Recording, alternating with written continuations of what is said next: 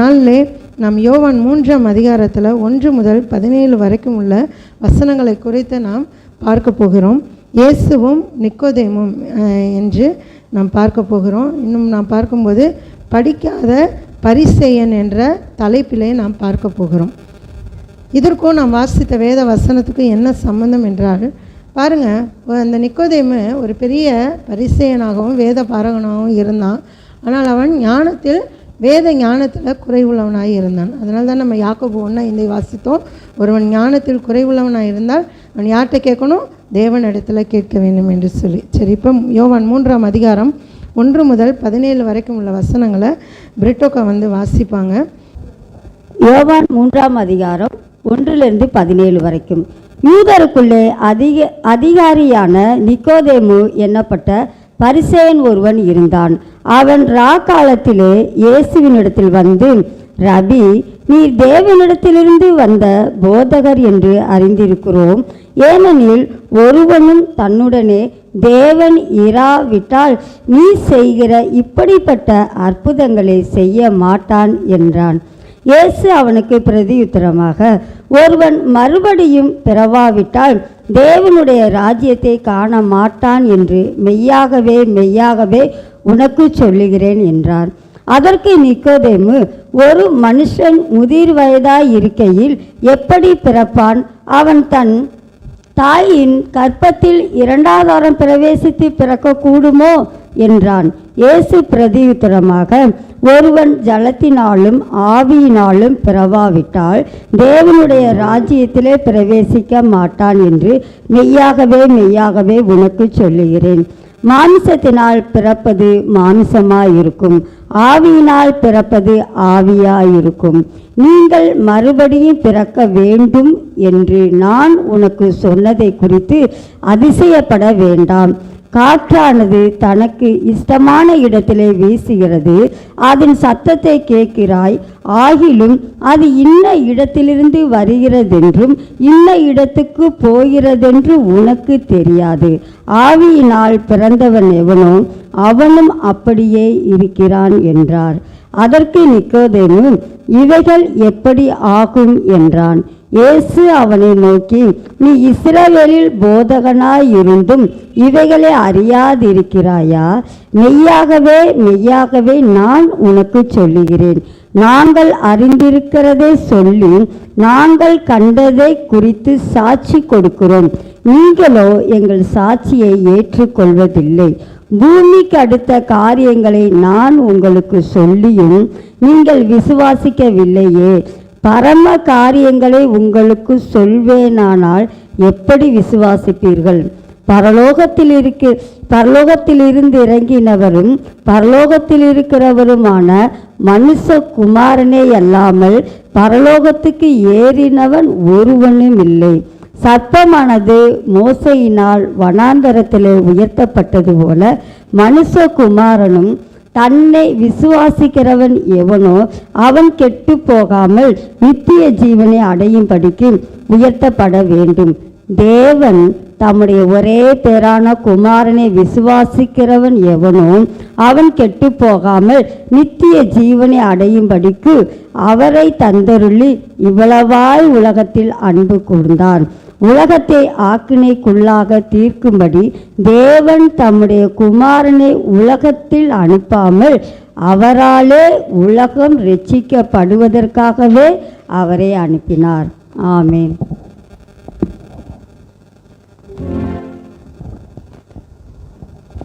ஆமென். கர்த்தருடைய நாமத்துக்கு மகிமை உண்டாவதாக.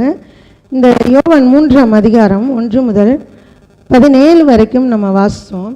அதில் இயேசுவும் நிக்கோதேமும், அதாவது யூதருக்குள்ளே அதிகாரியான நிக்கோதேமு, யூதர்களுக்கு அதிகாரியாகவும் பெரிய போதகனாகவும் வேதத்தை கற்று தேர்ந்த ஒரு மனிதனாகவும் அதே வேளையிலே அவன் பரிசேயனாகவும் காணப்பட்டான். அந்த நிக்கோதேமு 1ஆம் வசனத்தில் நாம் வாசிக்கிறோம், யூதருக்குள்ளே அதிகாரியான நிக்கோதேமு எனப்பட்ட பரிசேயன் ஒருவன் இருந்தான் என்று சொல்லி. அப்போ அந்த நிக்கோதேமுக்கு வேதத்தை பற்றி நன்றாக தெரிந்திருந்தது. எப்படி? மேலோட்டமாக. அதனுடைய உள்ளான அர்த்தம் அதிகமாக அவனுக்கு தெரியல. இன்னும் பார்க்கும்போது ஆவிக்குரிய காரியங்களை அவன் அறியாதிருந்தான். நம்ம பின்னாடி நம்ம பார்க்க போகிறோம். சடங்காச்சாரமாக தான் அன்றைய நாட்களில் எல்லாவற்றையும், வேதத்தில் உள்ள காரியங்கள் எல்லாவற்றையும் ஜனங்கள் பின்பற்றி கொண்டிருந்தாங்க. அதற்கு வழிகாட்டின ஒரு மனிதனாக இருந்தவன் இந்த நிக்கோதேமு. அவன் ராக்காலத்தில் இயேசுவின் இடத்துல வந்து, நீ தேவனிடத்திலிருந்து வந்த போதகர் என்று அறிந்திருக்கிறோம். இயேசுவை குறித்து சாட்சி கொடுக்குறான். யார்? இந்த பரிசேயன் இயேசுவை குறித்து சாட்சி கொடுக்குறான். நீ தேவனிடத்திலிருந்து வந்த போதகன் என்று நாங்கள் அறிந்திருக்கிறோம். ஆக இயேசுவையே நிக்கோதேமு யார் என்பதை அறியாதிருந்தான். தேவனிடத்திலிருந்து வந்த ஒரு போதகன் எங்களுக்கு தெரியும் அப்படின்னு. ஆனால் இயேசு யார்?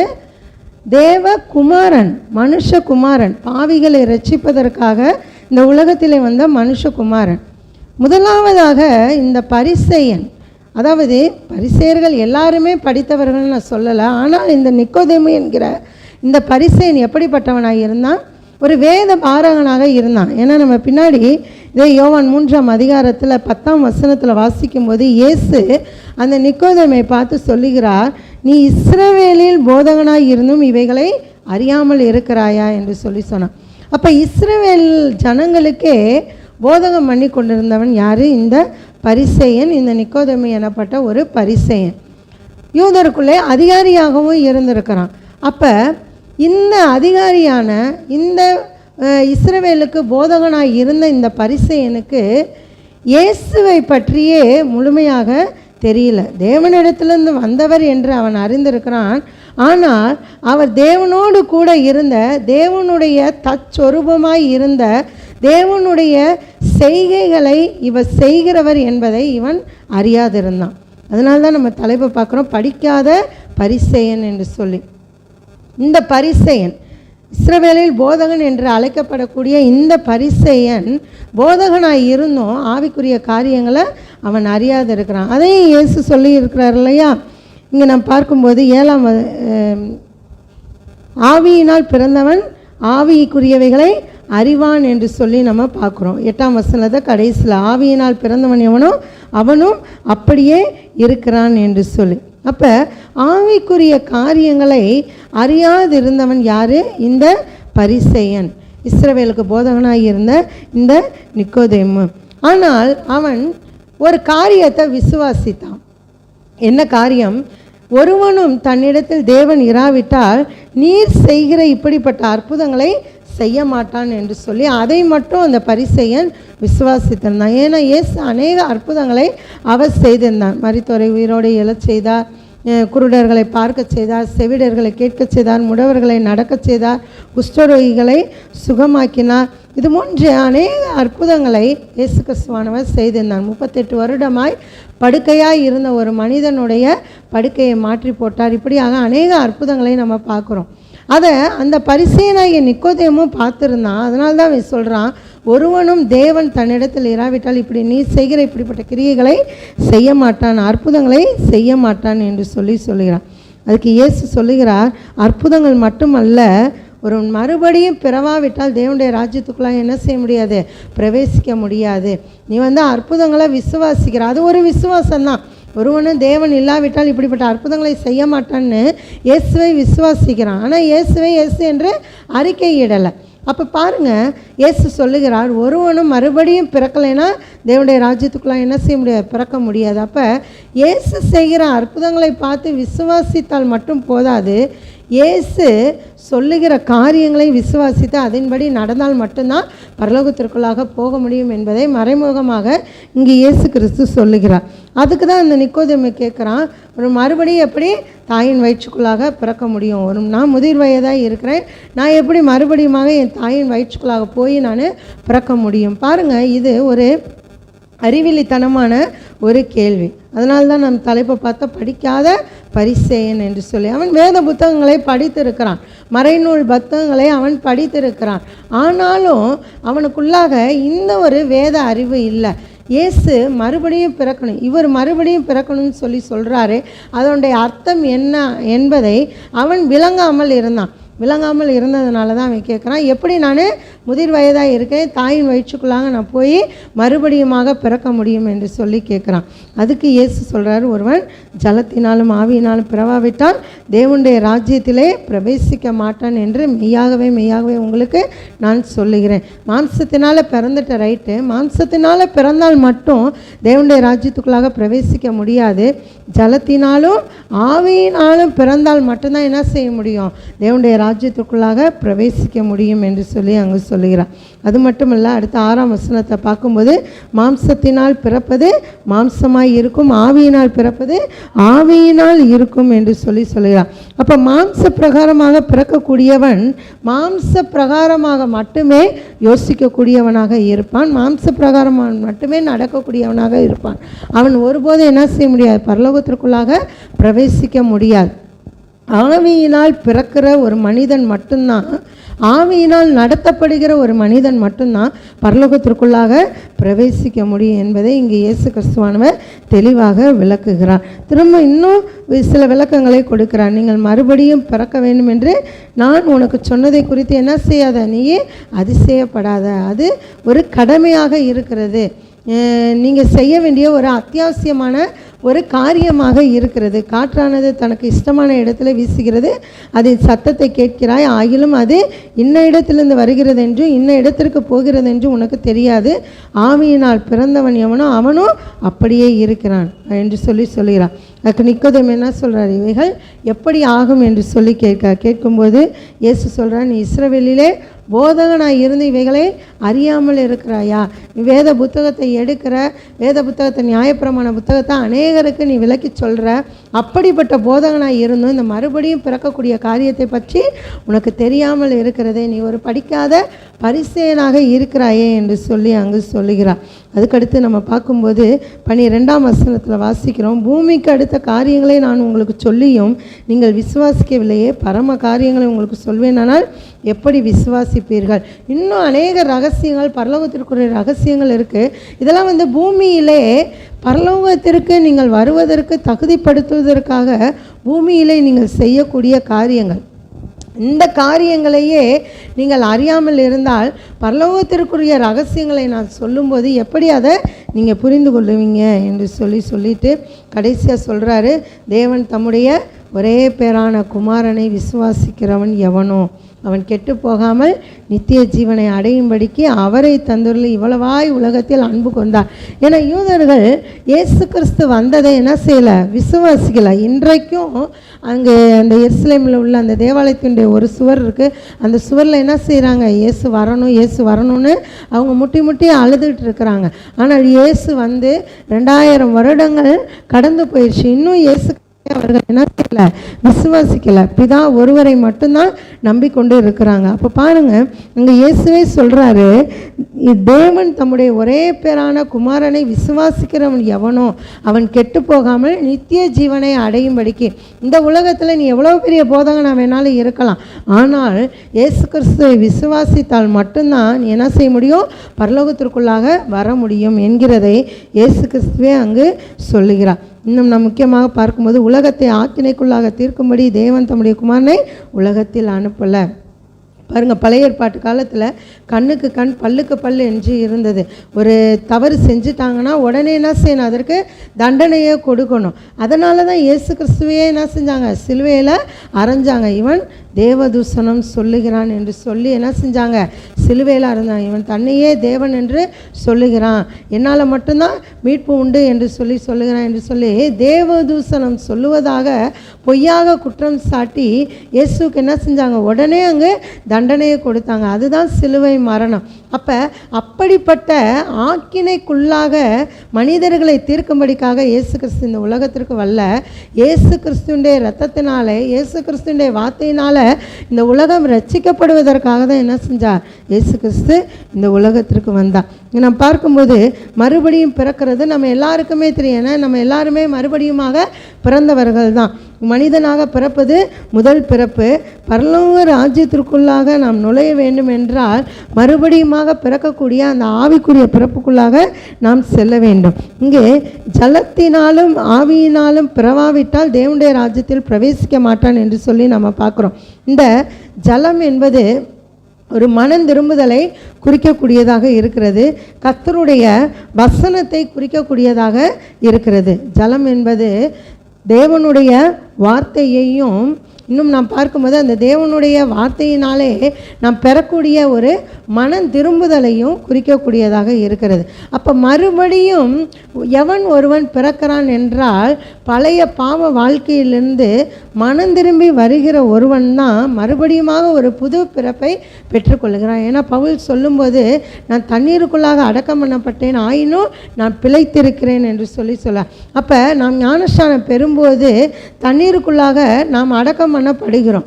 அடக்கம் பண்ணப்படும்போது நம்முடைய பழைய பாவ மனுஷன் தண்ணீருக்குள்ளாக அடக்கம் பண்ணப்படுகிறான். பழைய பாவ மனுஷனை நாம் அடக்கம் பண்ணுகிறோம். அப்போ மனம் திரும்புதல் என்பது நம்முடைய பழைய பாவ வாழ்க்கை, பழைய எல்லா சடங்காச்சாரமான காரியங்கள் எல்லாவற்றையும் நாம் முற்றிலுமாக துறந்து விட்டு ஒரு புது மனிதனாக நாம் பிறக்கிறோம். கர்த்தருடைய வசனத்தை நம்முடைய இருதயத்தில் ஏற்றுக்கொண்டு ஒருவேளை நாம் ஒரு சின்ன உதாரணத்தை எடுத்துக்குவோம். நாம் கர்த்தருக்குள்ளாக வருவதற்கு முன்பாக விக்கிரக ஆராதனையிலே நாம் மூழ்கி போய் இருந்தோம். ஆனால் வசனத்தை படிக்க படிக்க படிக்க விக்கிரக ஆராதனை என்பது கர்த்தர் அருவருக்கக்கூடிய பாவங்களிலே ஒரு மிக பிரதானமான ஒரு பாவம். விக்கிரக ஆராதனை கர்த்தருக்கு அருவருப்பான ஒரு பாவம் என்பதை நாம் அறிந்து கொண்டு அந்த பாவத்தை விட்டுவிட்டு கர்த்தருக்குள்ளாக வந்துவிட்டோம். இனி நாம் என்ன செய்கிறதில்ல, விக்கிரக ஆராதனைக்குள்ளாக போகிறதில்ல. அதுதான் முழுமையான மனம் திரும்புதல். நான் அடிக்கடி ஒரு எடுத்துக்காட்டு கூட நான் சொல்லுவேன். இந்த வழியில் நான் இந்த ரோட்டில் நான் என்ன செய்கிறேன், போய்கொண்டே இருக்கும்போது நான் வெள்ளோடு வரைக்கும் நான் போகிறேன். எனக்கு தெரிஞ்சவங்க ஒருத்தவங்க வர்றாங்க. வரும்போது எங்கே போகிறீங்க, இந்த வழியாக போகிறீங்களே, எங்கே போகிறீங்க என்று சொல்லி கேட்குறாங்க. நான் திருச்சிக்கு போகிறேன் அப்படின்னு சொல்லிட்டு சொல்கிறேன். அப்போ என்னை என்ன செய்வாங்க, என்னை பார்த்து இந்த வழியாக போனால் நீங்கள் என்ன செய்ய முடியாது, திருச்சிக்கு போக முடியாது. இந்த வழியாக போனால் எங்கே தான் போக முடியும், மதுரைக்கு தான் போக முடியும். நீங்கள் திருச்சிக்கு போகணும்னா என்ன செய்யணும், திரும்பி இந்த வழியாக நீங்கள் வரணும், யூட்டர்ன் போட்டு இந்த வழியாக வரணும். அப்படி இல்லை நான் இப்படியே போனால் நான் திருச்சிக்கு போயிடுவேன் அப்படின்னு சொன்னால் நான் திருச்சிக்கு போக முடியுமா, கண்டிப்பாக போக முடியும். மதுரைக்கு தான் நான் போய் சேர முடியும். அப்போ என்னுடைய நோக்கம் நான் திருச்சிக்கு போகணுன்னா திரும்பி என்ன செய்யும், யூட்டர்ன் போட்டு இந்த வழியாக வந்தால் தான் நான் திருச்சிக்கு போக முடியும். அதே போல் தான் நம்ம ஒரு வழியில் நம்ம போய் கொண்டு இருக்கிறோம், ஆவிக்குரிய வகையில் நாம் பயணித்து கொண்டு இருக்கிறோம். யாராவது ஒருவர் ஆவிக்குரிய ஒரு பரிசுத்தவான், ஒரு போதகர் யாராவது நமக்கு வேத வசனங்களை சொல்லி நீங்கள் பரலோகத்துக்கு, யாராவது நரகத்துக்கு போகணுன்னு விரும்ப மாட்டோம். நீங்கள் எங்கே போகணுன்னு விரும்புகிறீங்க, மறிச்சோன்னே எங்கே போகணுன்னு விரும்புகிறீங்கன்னு கேட்டால் எல்லாருமே என்னன்னு தான் சொல்லுவான், பரலோகத்துக்கு தான் நான் போகணும்னு சொல்லிட்டு. அப்போ நம்ம ஒரு விக்கிரக ஆராதனையில், விபச்சாரத்தில், அநேக பாவங்களில் இருக்கக்கூடியவர்களை பார்த்து வேத வசனத்தை சொல்லும்போது அவங்கள்ட்ட நம்ம கேட்போம், நீங்கள் எங்கே போகணுன்னு விரும்புகிறீங்கன்னு, பரலோகத்துக்கு போகணுன்னு. அப்போ இந்த விபச்சார பாவத்திலே இருக்கும்போது, இந்த விக்கிரகாராதனை பாவத்திலே நீங்கள் இருக்கும்போது, இந்த பழைய சடங்காச்சாரமான வேதத்தில் இல்லாத சடங்குகளை நீங்கள் பின்பற்றி கொண்டு இருக்கும்போது நீங்கள் என்ன செய்ய முடியாது, பரலோகத்திற்குள்ளாக போக முடியாது.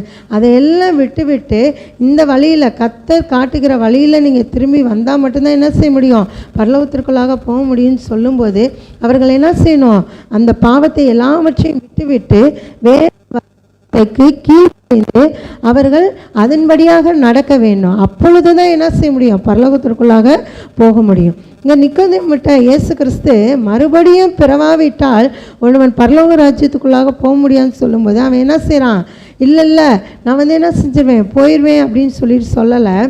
நான் திரும்பி என்னுடைய தாயின் வயிற்றுக்குள்ளாக நான் பிறக்க முடியும் அப்படின்னு சொல்லிட்டு தான் அவன் கேட்குறான். அப்போ தான் இயேசு சொல்கிறாரு, ஒருவன் ஜலத்தினாலும் ஆவியினாலும் பிறவாவிட்டால். அப்போ வசனம் நம்முடைய இருதயங்களுக்குள்ளாக சென்று வசனத்தினாலே பிறக்கக்கூடிய ஒரு புது பிறப்பை நாம் அனுபவிக்க வேண்டும். ஒரு மனம் திரும்புதல் நமக்குள்ளாக உண்டாக வேண்டும். ஞானஸ்நானம் பெற்றுட்டா நம்மளுக்கு மனம் திரும்புதல் தேவையில்லை அப்படின்னு இல்லை, நாம் மரிக்கிற வரைக்குமே நமக்கு மனம் திரும்புதல் அவசியமான ஒன்றாக இருக்கிறது. ஏனென்றால் நம்ம ஒரு சில காரியங்களிலே நாம் தவறுகிறோம். ஒரு சில காரியங்களிலே வசனத்துக்கு விரோதமாக நாம் நடக்கிறோம். அப்படிப்பட்ட சூழ்நிலையில் நமக்கு மனம் திரும்புதல் அவசியமான ஒன்றாக இருக்கிறது.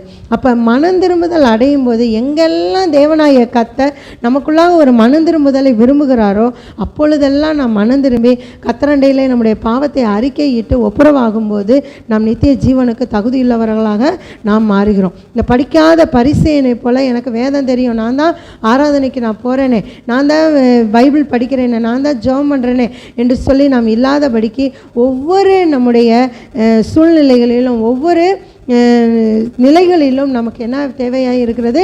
மனம் திரும்புதல் என்பது அவசியமான ஒன்றாக இருக்கிறது. ஏன்னா வேதத்தின்படி தேறினவர்கள் ஒருவரும் இல்லை, எல்லாருமே கற்றுக்கொண்டே தான் இருக்கிறோம். தேறினவர்கள் என்று யாருமே நம்ம சொல்லவே முடியாது.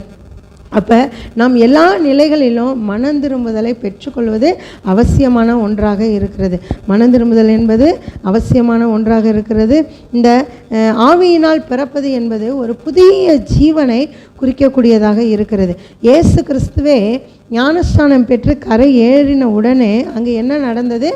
ஆவியானவர் புறாவை போல ரூபம் கொண்டு அவர் மேல் வந்து இறங்கி, இவர் என்னுடைய நேசகுமாரன், இவரில் பிரியமாய் இருக்கிறேன் என்று சொல்லி சொன்னார். அப்போ பாருங்க, இயேசு கிறிஸ்துவுக்கே ஆவியானவர் வந்து சாட்சி கொடுத்தார். தேவன், பிதா, குமாரன், பரிசுத்தாவி மூவரும் ஒன்றாய் இருக்கிறார்கள். ஆனால் அந்த குமாரன் மனுஷ ரூபம் எடுத்து இந்த உலகத்திற்கு வந்து ஞானஸ்நானம் பெற்ற போது ஆவியானவர் வந்து என்ன பண்ணார்? அவரை தேற்றினார். ஆவியானவர் வந்து புறாவை போல ரூபம் கொண்டு அவர் மேல் இறங்கினார் என்று சொல்லி நம்ம பார்க்குறோம். அப்போ இயேசு கிறிஸ்துவையே ஆவியானவர் வந்து நிரப்பினார். அப்போ நாமும் ஆவியினால் பிறப்பது என்பது மிக மிக அவசியமான ஒன்றாக இருக்கு. பரிசுத்த ஆவியானவர் நாம் ஞானஸ்நானம் பெறும்போது நமக்குள்ளாக வந்து அவர் தங்குகிறவராய் இருக்கிறார். பரிசுத்த ஆவியானவரை நாம் பெற்றுக்கொள்கிறோம். நீங்கள் மனம் திரும்பி ஒவ்வொருவரும் பாவ மன்னிப்புக்கென்று இயேசு கிறிஸ்துவின் நாமத்தினாலே ஞானஸ்நானம் பெற்றுக்கொள்ளுங்கள், அப்பொழுது பரிசுத்த ஆவியின் வரத்தை பெறுவீர்கள். இது யார் எங்கே சொன்னது? அப்போஸ்தலர் 2ஆம் அதிகாரத்தில் பேதுரு பிரசங்கம் பண்ணின போது அங்கு கூடியிருந்த ஜனங்கள் இருதயத்தில் குத்தப்பட்டவர்களாகி பேதுருவையும் மற்ற அப்போஸ்தலரையும் பார்த்து, சகோதரே, நாங்கள் என்ன செய்ய வேண்டும் என்று சொல்லி கேட்டார்கள். யார்? இயேசுவை கொலை செய்தவர்கள் பேதுருவை பார்த்து நாங்கள் என்ன செய்ய வேண்டும் என்று சொல்லி கேட்குறாங்க. அப்போ பேதுரு என்ன சொல்கிறாரு? நீங்கள் மனம் திரும்பி. அவர்களுக்கு என்ன தேவையாக இருந்தது? மனம் திரும்புதல் தேவையாக இருந்தது. அதனால தான் இங்கே நிக்கோதேமு ஒரு பெரிய படித்த ஒரு போதகனாய் இருந்தாலும், ஒரு பரிசேயனாய் இருந்தாலும், யூதருக்குள்ளே அதிகாரியாக இருந்தாலும் மனம் திரும்புதல் வேண்டும் என்பதை இயேசுவானவர் அங்கே மறைமுகமாக சொல்கிறார். ஒருவன் ஜலத்தினாலும் ஆவியினாலும் பிறவாவிட்டால், ஜலத்தினால் பிறப்பது என்பது மனம் திரும்புதலுக்கு அடையாளமாக இருக்கிறது.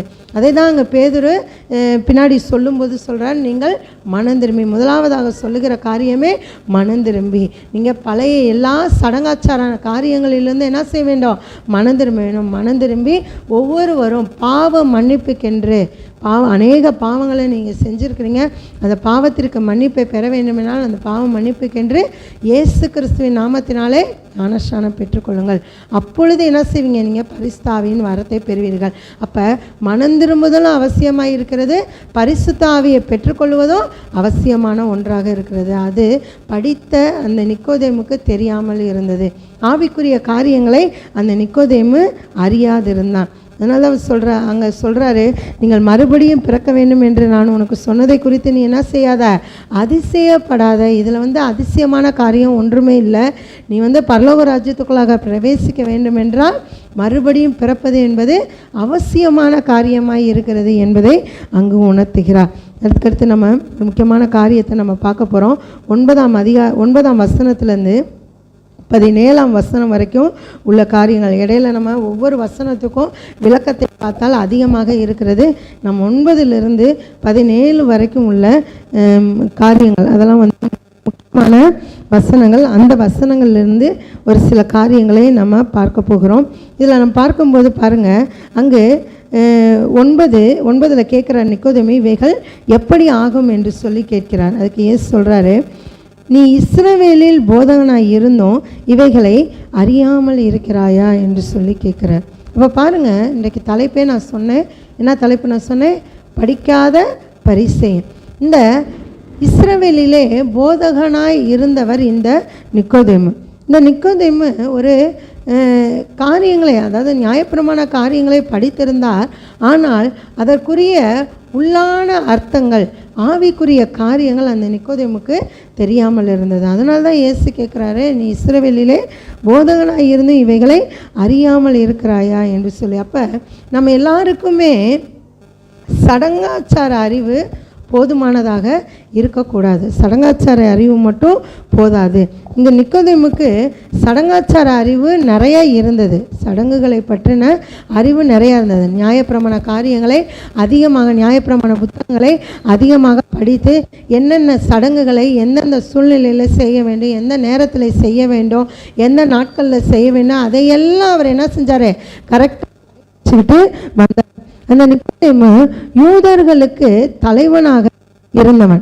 1ஆம் வசனத்தில் நம்ம பார்க்குறோம் இல்லையா, யூதருக்குள்ளே அதிகாரியான நிக்கோதேமு எனப்பட்ட பரிசேயன் ஒருவன் இருந்தான் என்று சொல்லி. அப்போ இந்த பழைய ஏற்பாட்டு வசனங்கள் எல்லாம் இந்த நிக்கோதேமுக்கு எப்படி இருந்தது, அத்துபடியாக இருந்தது. அதிகமாக அந்த நிக்கோதேமு தெரிந்து வைத்திருந்தார். ஆனால் ஆவிக்குரிய பிறப்பை பற்றி அந்த நிக்கோதேமு அறியாமல் இருந்தான். அதை தான் அங்கே இயேசு கிறிஸ்து சொல்கிறாரு, இந்த காரியத்தை குறித்து நீ அறியாமல் இருக்கிறாயே என்று சொல்லுகிறார். நீ இஸ்ரவேலிலே போதகனாக இருந்தோம், இயேசுக்கு தெரியாமலா இருக்கும். இவனுக்கு இந்த ஆவிக்குரிய காரியங்கள் தெரியாமல் இருப்பது இயேசுவுக்கும் தெரியும். நியாயப்பிரமாணத்தை வாசித்திருக்கிறவர்கள், வேதத்தை வாசித்திருக்கிறவர்களுக்கு ஆவிக்குரிய விளக்கங்கள் தெரியாமல் இருப்பது இயேசுக்கு என்ன செய்ய நன்றாக தெரியும். ஆனால் அதை நிக்கோதேமு அறிய வேண்டும் என்பதற்காக தான் நீ இஸ்ரவேலில் போதகனாக இருந்தோம், இதை என்ன செய்ய அறியாமல் நீ இருக்கிறியே என்று சொல்லி அங்கு சொல்லுகிறதை நாம் பார்க்க முடிகிறது. அதாவே உணரணும் என்பதற்காக அங்கு சொல்லுகிறார். அப்போ பாருங்கள், தேவனுடைய காரியங்களை ஒரு மனித அறிவினால் மட்டும் புரிந்து கொள்ளவே முடியாது. இன்றைக்கு அநேக அறிவியலாளர்கள் இருக்கிறாங்க, நிறைய பட்டம் படித்தவர்கள் இருக்கிறாங்க. ஆனால் நம்ம ஆதியாகமம் 1ஆம் அதிகாரம் 1ஆம் வசனத்தை சொன்னால் கூட அவங்களுக்கு என்ன செய்யாது, அதை பற்றின அறிவு அவர்களுக்கு தெரியாது. சிருஷ்டித்தார் என்றால் என்னன்னு சொல்லுங்கன்னா அவங்களுக்கு தெரியாது.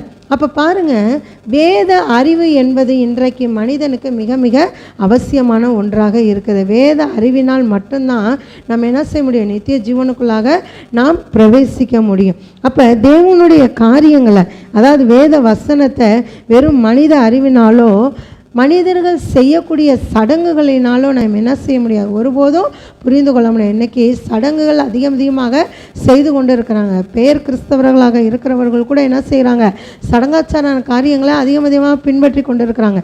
வேதத்திற்கு புறமான காரியங்களை, வேதத்தில் சொல்லப்படாத காரியங்களை பின்பற்றி கொண்டு இருக்கிறாங்க. ஆனால் ஒரு வேதத்தை எடுத்து வாசித்தால் மட்டும்தான் அது வெறும் சடங்கு மட்டும்தான், தேவன் சொல்லாத காரியங்களை நாம் செய்து கொண்டிருக்கிறோம் என்பதை அவன் புரிந்து கொள்ள முடியும். அதற்காக தான் நிக்கோதேமுட்ட இயேசு சொன்னார், நீ பெரிய போதகனாக இருந்தோம், இந்த ஆவிக்குரிய காரியத்தை நீ இன்னும் அறியாமல் இருக்கிறாயே என்று சொல்லி. அப்போ இன்றைக்கு சடங்காச்சாரமாக ஜனங்கள் அநேக காரியங்களை பின்பற்றி கொண்டு இருக்கிறாங்க. ஆனால் ஆவிக்குரிய காரியங்கள் ஒன்று கூட அவர்களுக்கு தெரியாமல் இருக்கிறது. அப்போ தேவனுடைய காரியங்களை நாம் அதிகமாக புரிந்து கொள்ள வேண்டும். இங்கே 11:12 நான் வாசிக்கும்போது, மெய்யாகவே நான் உனக்கு சொல்லுகிறேன், நாங்கள் அறிந்திருக்கிறதை சொல்லி நாங்கள் கண்டதை குறித்து சாட்சி கொடுக்கிறோம், நீங்களும் எங்கள் சாட்சியை ஏற்றுக்கொள்ளுகிறதில்லை. பூமிக்கு அடுத்த காரியங்களை நான் உங்களுக்கு சொல்லியும் நீங்கள் விசுவாசிக்கவில்லையே, பரம காரியங்களை உங்களுக்கு சொல்வேன், ஆனால் எப்படி விசுவாசிப்பீர்கள் என்று சொல்லுகிறார். அங்கு இயேசு அதிகாரம் உள்ளவராய் அங்கு போதிக்கிறார். ஒரு பெரிய போதகன்ட்ட தான் போதிக்கிறார். பரிசேயன், நிக்கோதேமு என்கிற ஒரு பரிசேயன், அவன் இஸ்ரவேலுக்கு போதகனாக இருக்கிறான். அவன்கிட்ட தான் போதிக்கிறான். அவன் வேத புத்தகத்தை நன்றாக அறிந்திருக்கிறவன். இஸ்ரவேலிலே போதகன் என்று சொன்னால், இப்போ நான் டீச்சராக இருந்தேன் ஏற்கனவே. 11-12க்கு கிளாஸ் எடுத்துக்கிட்டு இருந்தேன். அப்போ நான் போய் அவங்களுக்கு கிளாஸ் எடுக்கணும்னா என்ன செய்யணும், அதை நான் படிச்சிருக்கணும். நான் படித்தா மட்டும்தான் பிள்ளைகளுக்கு என்ன செய்ய முடியும், கிளாஸ் எடுக்க முடியும். அப்போ அவர் போதகனாக இருந்தார், அந்த நிக்கோதேமு போதகனாக இருந்தார் என்று எதனால் சொல்லுகிறார்கள் என்றால், அந்த நியாயப்பிரமாண புஸ்தகத்தை அவர் நன்றாக படித்திருந்தார். நன்றாக படித்ததுனால தான் அவர் என்ன செய்கிறார், மற்ற ஜனங்களுக்கு போதிக்கிறார்.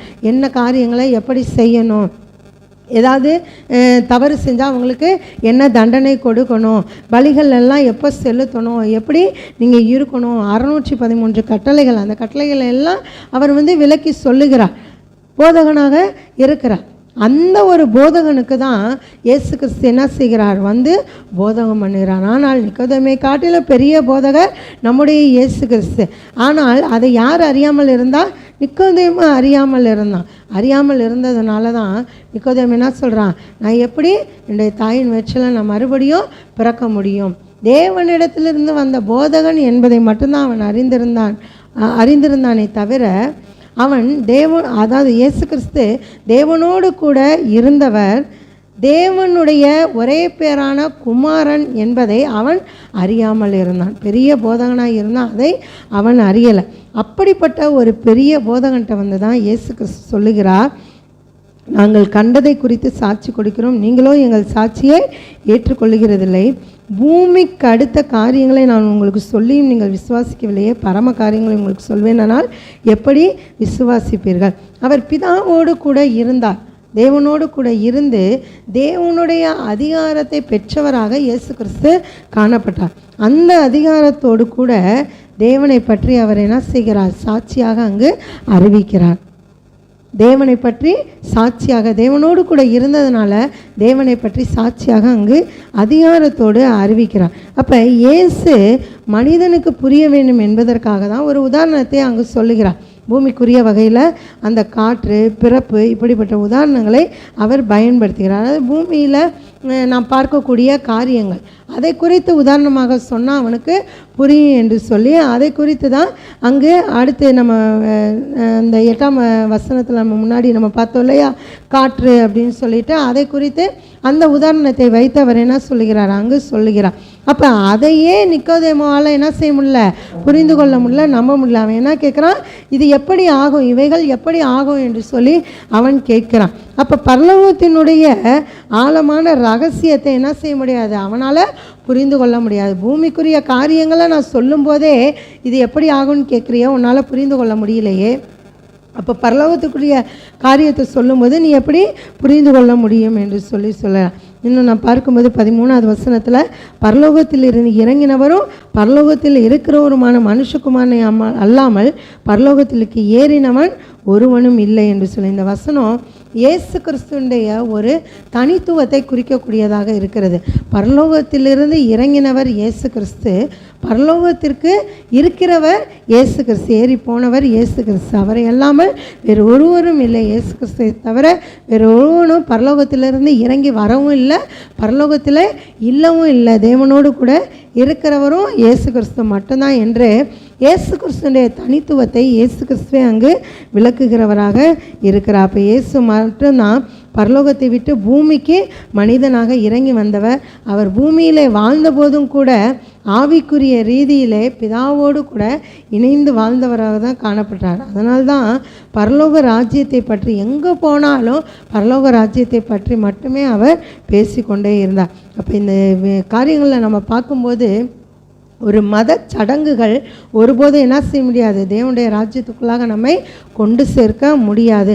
அநேக மதங்களில் நம்ம பார்க்கும்போது, பூமியில் காணப்படக்கூடிய மதங்களில் நம்ம பார்க்கும்போது சடங்குகளை தான் பின்வைத்து அவர்கள் சடங்குகளை முன்வைத்து அவர்கள் செயல்பட்டு கொண்டிருக்கிறார்கள்.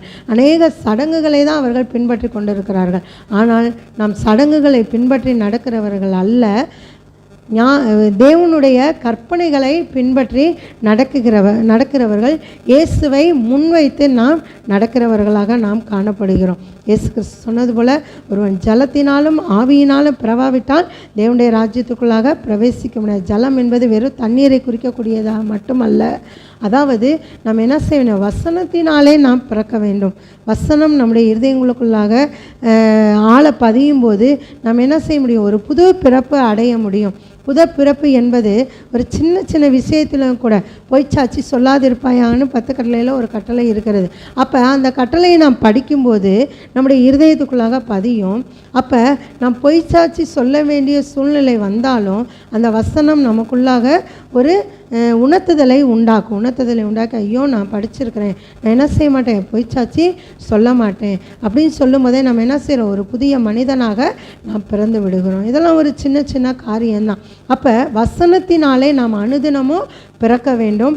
ஒவ்வொரு நாளும் நாம் மனம் திரும்புதலை அடைய வேண்டும். தேவன் விரும்பாத காரியங்கள் நமக்குள்ளாக எழும்பும்போது நாம் மனம் திரும்புதலை அடையக்கூடியவர்களாக காணப்பட வேண்டும். நாம் கர்த்தரை விசுவாசித்து கர்த்தருடைய வசனத்தினாலே ஒவ்வொரு நாளும் நாம் பிறந்து கர்த்தருக்கு நம்மை முழுவதுமாக ஒப்பு கொடுக்க வேண்டும்.